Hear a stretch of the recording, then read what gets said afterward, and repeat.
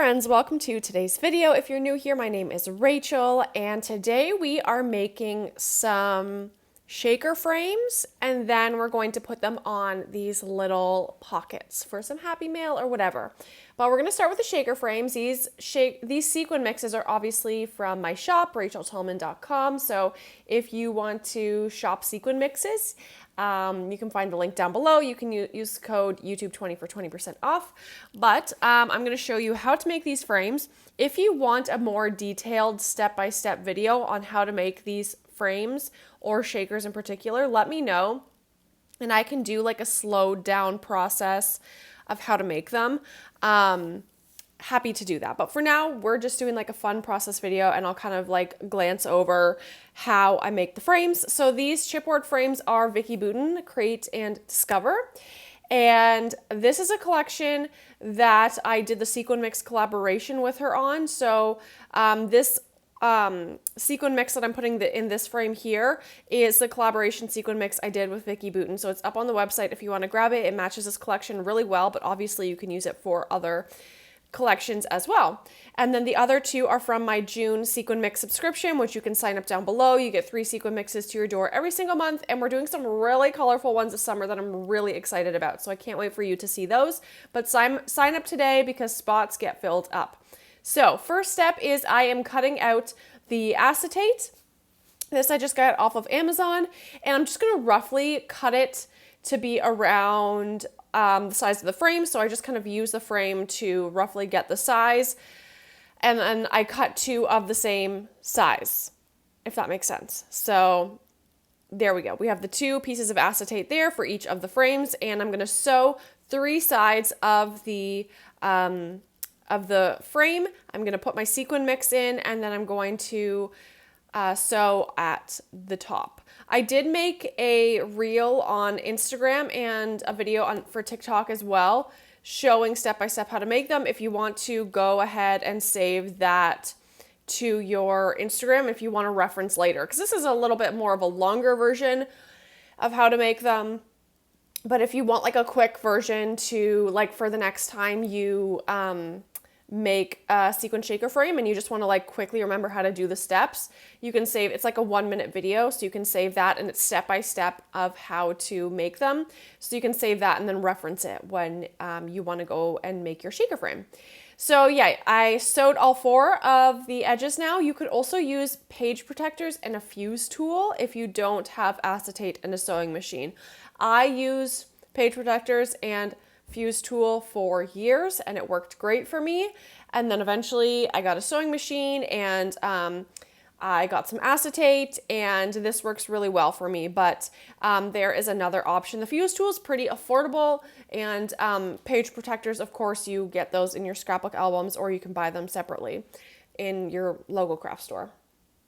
So I'm just going to attach the frame to the sequin mix pouch with strong adhesive.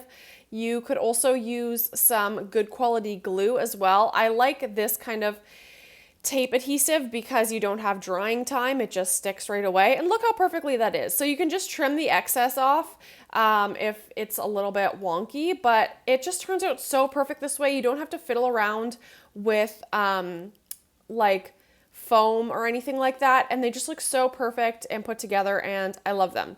So I have these little pockets here on craft paper that were just in my stash, so I'm going to embellish them, and they're going to go in Happy Mail. You could also like put like a little gift card or note to a friend and give that to a friend, whatever. Just, you know, this is the base of it, and you can kind of turn it into whatever kind of project you want. And I'm using some Vicki Boutin products, and it's funny, I was using these papers that I sewed like around the border of these papers, and the papers that I used, I wish I would have used the other sides of them, but I never even turned the paper around. I didn't realize they were double-sided paper, and I love the other sides better, but I had already sewn on them, so I just left it this way. But like, they're not like the colors I would normally use. Like I don't normally go for oranges and greens, but I actually love how these turned out. And I just think these sequin mixes are so fun. So I hope you take a look at my shop. There are lots of different sequin mixes, and I actually have some different products coming to my shop in the next couple of months. I've put some sneak peeks on my website, and I actually think I mentioned it in a YouTube video once before. So if you saw that, then you probably know, but I have been working away at some different products to put in the shop that I'm really excited about. It's taking a while because I really just want to make sure it's done right. I've been kind of playing around with different variations of it, and I want to test them out first to make sure that they will last and that they're good quality before I put anything out there. So there's two to three different products that I want to launch in the next couple months. So stay tuned for that. Obviously, you can follow me on Instagram, and it'll probably be a little bit more active on there. Just because it's, Instagram, it's more instant than a YouTube video. So if you want to stay in the loop, you can hang out over there on Instagram. But we're just embellishing these up, and I love the way these are turning out. I think they're so cute and so fun, and these collections are great, and I like to combine my Vicki Boutin collections together because I feel like they all go together really well. Same with like Maggie Holmes collections, I think all go together really well. Or Paige Evans collections go well together. So I like to kind of store all of my Vicki collections together and mix and match them, and I think they go together pretty well. So using, again, this strong adhesive, so I make sure that nothing falls apart because I'll be sending these in Happy Mail, and so I don't want anything to fall off of it. That's absolutely happened to me before in mini albums, scrapbook layouts, all that kind of stuff. So just, make sure it's secured down nice and strong. And I'm loving that American Crafts is coming out with,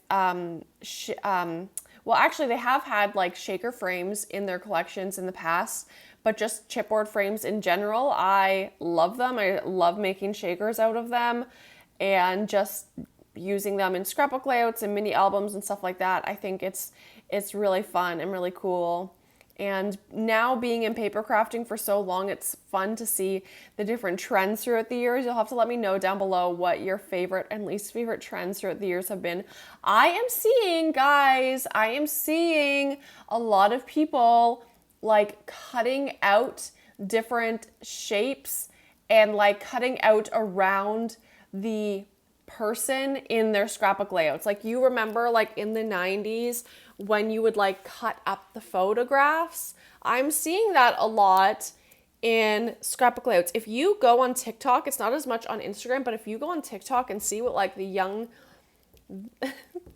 younger generation is scrapbooking like, it is totally different than like even what we're scrapbooking today, even though like I feel like the scrapbooking today we do is pretty modern.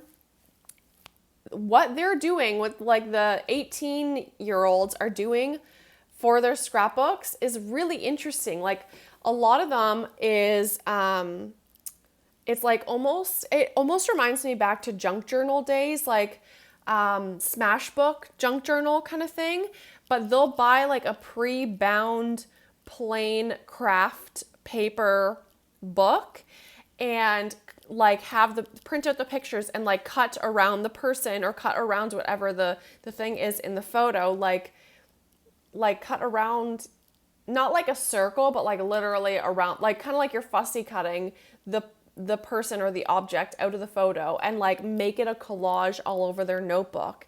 It's really cool, and I definitely want to like experiment with that a little bit. I won't for my general scrapbooking, but maybe like to do some kind of travel album like that. I'm definitely intrigued and interested. And I just think it's so funny how things always come back around. We know that in fashion and home decor and other trends, everything comes back. And it's really reminding me of like 2000s scrapbooking mixed with like 90s scrapbooking. And it just is really intriguing. So if you have a second, I would definitely encourage you to go, if you have the app TikTok at all, go check out what the kids are doing. This is making me sound old.